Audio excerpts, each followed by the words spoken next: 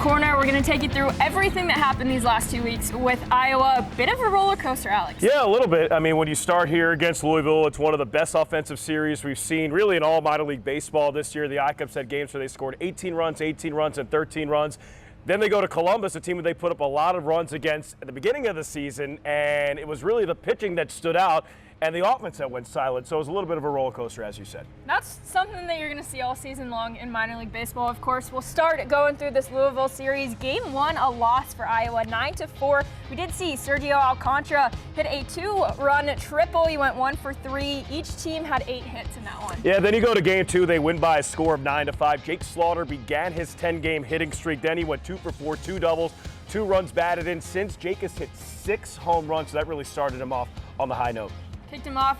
Iowa Cubs offense really kicked off in Game 3, 18-16 the score. Have you ever seen that before, Alex? Never. You have 34 combined runs, 42 combined hits, 9 combined home runs, and it only took 3 hours and 26 minutes. But, you know, the I-Cubs broke out to those 18 runs. They had only scored 13 runs. That was their most in a game in 2022. Well, they scored 18 runs in 2 separate games over a stretch of 3 days. That was their first one. It was really impressive. 7 of those 9 home runs were from Iowa. We saw 2 from Christopher Morel, 2 from Jared Young, Matt Mervis, Jake Slaughter, Sergio Alcantara adding on their own. Kyle Hendricks that day making his first rehab start. First rehab start, 9.5 months. That was his absence from pitching in a competitive game. Hendricks went an inning and 2/3. He gave up 6 runs. We got a no decision. He was picked up by the offense, as you said, Jordan.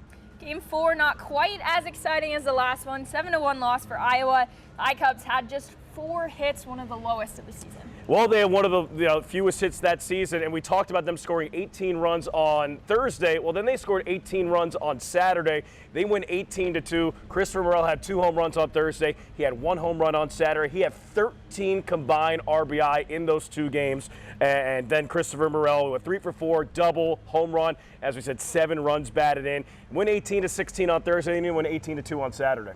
How about 13 runs? No big deal, right? Yeah. No biggie. I-Cubs 13-0 win in Game 6 on Sunday. Matt Mervis 3 for 4, 4 runs, 2 doubles, 3 RBI, and a walk. Well, and then you have the 18-16 game. Well, when you win 13-0, normally that means the pitchers do particularly well. They combined for 14 strikeouts, 5 pitchers for the shutout.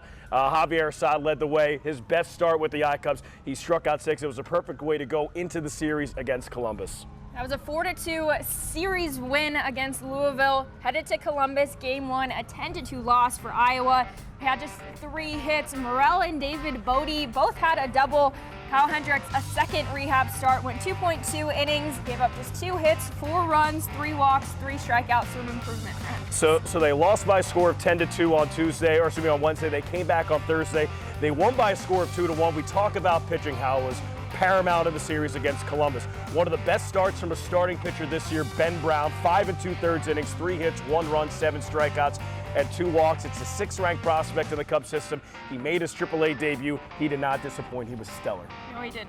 Pitching, again, looked good in Columbus. Game 3, 9-5 win for the I-Cubs. Jake Slaughter kept rolling. 2 for 4, 2 runs, a double, home run, 4 RBI. We also saw Jake Washer hit his first AAA home run. Mike Hoffman had one. Yeah, Jake Washer definitely enjoyed that home run, too. You go back to Game 4, they lose by a score of 5-1.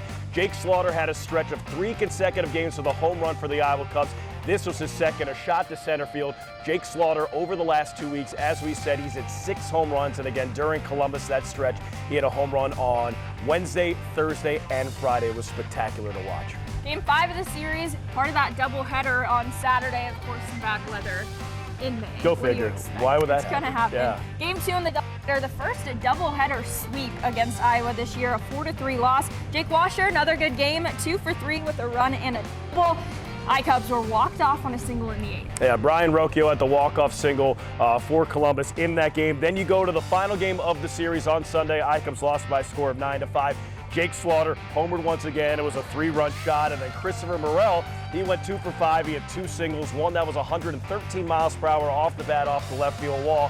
Christopher Morel has since been promoted up to the big leagues. So could he be back down here? We're not sure. But as of right now, that is his last game with the Iowa Cubs. He did not disappoint during his time that he was here. Even though Christopher Morel is gone, we're back here at Principal Park starting off the series against the Toledo MudHens. It all starts at 6:38 p.m. on Tuesday. What are you looking forward to?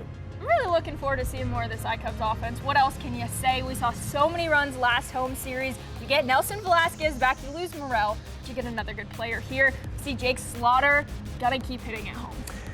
So the iCubs starting 6:38 p.m. on Tuesday. We have back-to-back day games on Wednesday and Thursday. 12:08 p.m. first pitch on Wednesday, 12:08 p.m. first pitch on Thursday. Then a fireworks Friday at Principal Park, 7:08 p.m. on Friday, 6:08 p.m. first pitch on Saturday, and then a 1:08 p.m. first pitch on Sunday. Tuesday, the expectation is that Kyle Hendricks will make his third Major League rehab start with Iowa. And then you have Caleb Killian pitching. You add Ben Brown into the mix. This is an exciting Iowa Cubs team, and you guys should come down to watch it. Hey, how about one other really big promotion that happened this week, Alex? Well, Matt Mervis? Oh, yeah. Headed up to the big leagues, Matt Mervis. MASH. Getting called up to What people Chicago. know as MASH Mervis. So MASH Mervis, who was here for about 90 games with the Iowa Cubs, he's up in the big leagues. Christopher Morel is up in the big leagues. So great to watch our guys up there, doing big things up at Wrigley Field. But still plenty of prospects and plenty of games here at Principal Park. Sad to see him go, but we promise there's talent on the field. Remember the little people when they make it big, guys.